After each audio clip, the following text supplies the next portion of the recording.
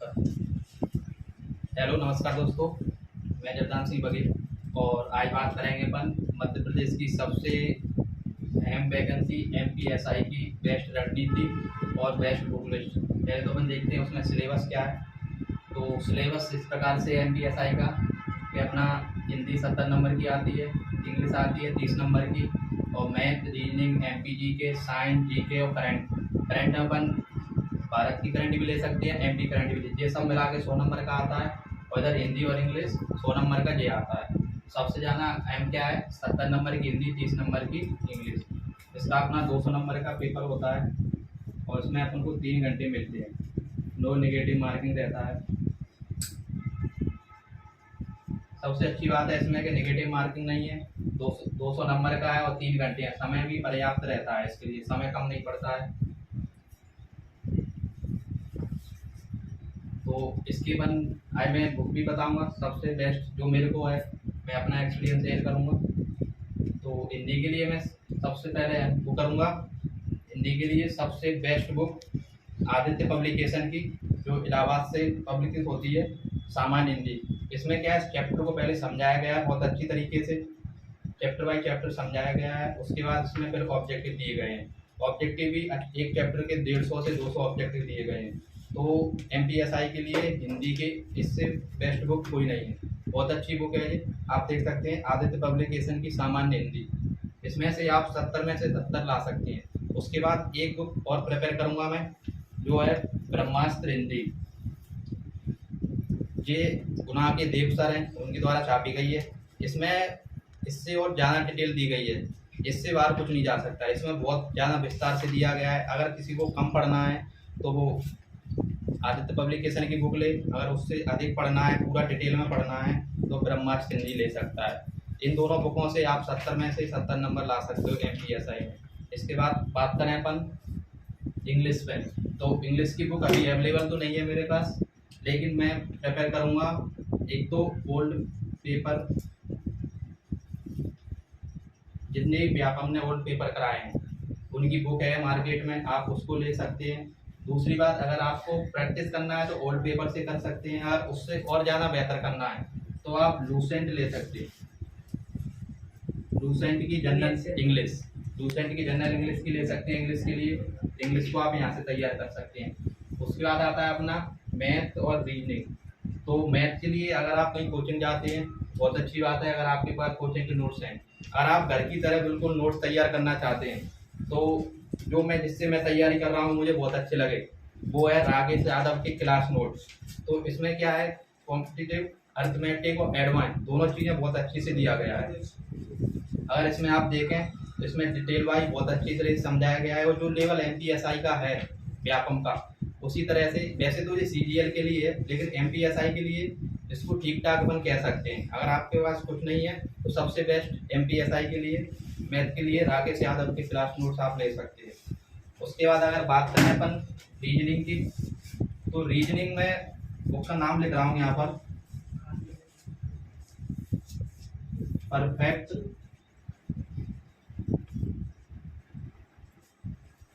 Verbal non verbal,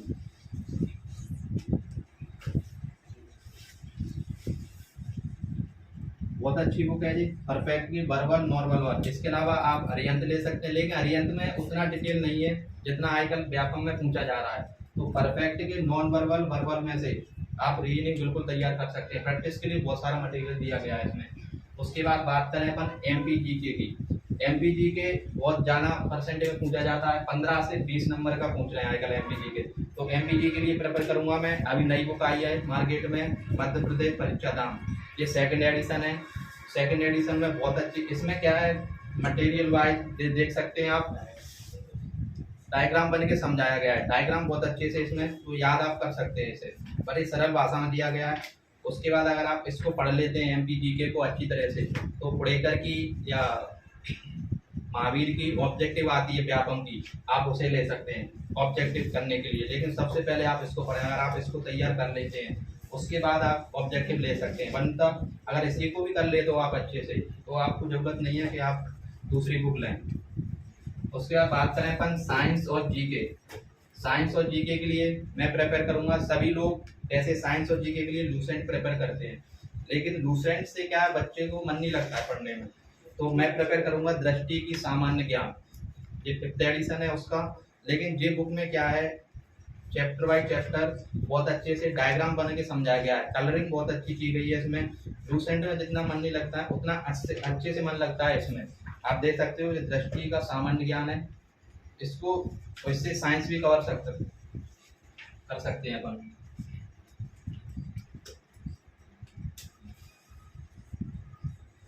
GK तो इससे cover हो ही जाएगा। हाँ, साइंस का व्यापम का ऐसा है कि अगर इसमें से नहीं आई तो आप कहीं कौन से भी बुक पढ़ लें, वहाँ से भी मिला पाओगे, क्योंकि व्यापम साइंस इस तरह से पूछता है, ना तो कोई कोचिंग वाला कवर करा पा रहा है उसको, और ना ही कोई बुक ऐसी मार्केट में आई है कि वो व्यापम की साइंस बता सके। अभी तक मैंने तो ऐसा नहीं देखा। तो आप साइंस में कहूँगा कि जितना हो सके उतना, ये जो बेस्ट बुक है लूसेंट है या दृष्टि, मैंने बताया दृष्टि, या एक बुक और है रेलवे स्पीडी। अगर आप लूसेंट या दृष्टि कर लेते हैं, रिवीजन करना है आपको, तो ये बुक बहुत अच्छी है रिवीजन के लिए। इसकी विशेषता क्या है कि इसमें वनलाइनर दिया गया है, वनलाइनर फैक्ट जो सीधे पेपर में फंसते हैं।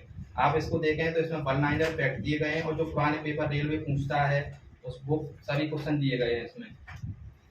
तो साइंस और जीके यहाँ से भी तैयार कर सकते हो आप, रिवीजन करना है अगर आपको, तो ये रिवीजन के लिए बहुत अच्छी बुक है रेलवे स्पीडी। उसके बाद बात करें अपन करंट अफेयर। करंट अफेयर का ऐसा है कि कोई एग्जाम में 6 से 7 नंबर का पूछ रहा है, कोई 10 से 12 नंबर का पूछ रहा है, किसी में 15 नंबर का भी आ सकता है। करंट में एमपीएसआई में अपना केंद्र का भी आता है, सेंट्रल लेवल का करंट भी आता है, और एमपी करंट तो आता ही है। तो इस तरह से अपना ये सिलेबस हो गया। ये मैंने अपने अकॉर्डिंग लिखा है कि इतने से इतने आ सकता है जो नेक्स्ट एग्जाम होने वाले हैं एमपीएसआई के। कुछ लोग सुनने में आ रहा है कि 650 नंबर का एग्जाम भी हो सकता है, एमपीएसआई का 650 नंबर का एग्जाम, उसमें 100 नंबर का फिजिकल, 50 नंबर का इंटरव्यू, इस तरह से बोल रहे हैं, और शायद 600 नंबर का हो सकता है इसमें। तो ये अभी दोस्तों कंफर्म नहीं है कि अपना ऐसा हो, लेकिन अपन पुराने पैटर्न पर बात कर रहे हैं, जहाँ तक है वहाँ तक पुराने पैटर्न पे पेपर होने वाला है, क्योंकि इसको बहुत कम लोग पसंद कर रहे हैं, क्योंकि इसमें इंटरव्यू जाना है। इंटरव्यू 50 नंबर का छोटे एग्जाम में होना नहीं चाहिए, इससे घपला हो सकता है एमपीएसआई में, इसलिए लोग इसका विरोध भी कर रहे हैं। तो अपन इसी को बेस्ट मानेंगे अभी, और शायद जहाँ तक हो सकता है इसी पैटर्न पर पेपर हो। तो उसमें अपना हिंदी तो फिक्स है, 70 नंबर का हिंदी आना ही है। उसके बाद इंग्लिश 30 नंबर का आना है। 100 नंबर ये हो गए, 100 नंबर यहाँ से लाना है। 100 नंबर में 1 2 3 4 5 6 सब्जेक्ट हैं अपने, उधर 100 नंबर में 2 सब्जेक्ट हैं ओनली। तो आप इसको तो बेहतरीन करें, उसके साथ मैथ, रीजनिंग, एमपीजीके और साइंस ये भी बेहतर करना बहुत जरूरी है, क्योंकि बच्चे हिंदी और इंग्लिश में तो सभी ले आते हैं, लेकिन गलती करता है साइंस में एमपीजीके, क्योंकि एमपीजीके और साइंस इतने लेवल में पूछ लिया जाता है कि बच्चा यहाँ तक पढ़ता ही नहीं है। और बात करें अपन इस पर, तो आजकल जो अहम वो है, जो बच्चा गलती कर रहा है वो हो क्या रहा है, यूट्यूब। तो यूट्यूब के माध्यम से इतने अच्छे टीचर हैं आजकल कि बच्चा स्थिर नहीं हो पा रहा है कहीं पर, कि एक जगह स्थिर हो सके या पढ़ सके। जहाँ उसने नया चैनल देखा उसकी ओर भाग पड़ता है, तो उससे क्या हो रहा है, एक जगह नहीं टिक पा रहा है बच्चा। तो मैं आप लोगों को सजेस्ट करूंगा कि आप एक बुक को पढ़ें, एक बुक को 10 बार पढ़ें। 10 बुकों को एक बार पढ़ने की जगह एक बुक को ही 10 बार पढ़ा जाए। जितना आप पढ़ रहे हो उसी को अपना बेस्ट करें, कम पढ़ें, लेकिन ऐसा पढ़ें कि जो अपना पेपर में जो अपन ने पढ़ा है, अगर उसमें से पेपर में आ गया तो उसमें से गलत नहीं होना चाहिए। ये आप कर सकते हो। आजकल हो ये रहा है कि जगह जगह यूट्यूब चैनल है, बच्चा भटक बहुत रहा है, जगह जगह यूट्यूब चैनल, नया चैनल देखा उसने, नया टीचर देखा, उधर वो चला जाता है, एक जगह स्थिर नहीं हो पा रहा है, जिससे उसको नुकसान झेलना पड़ रहा है।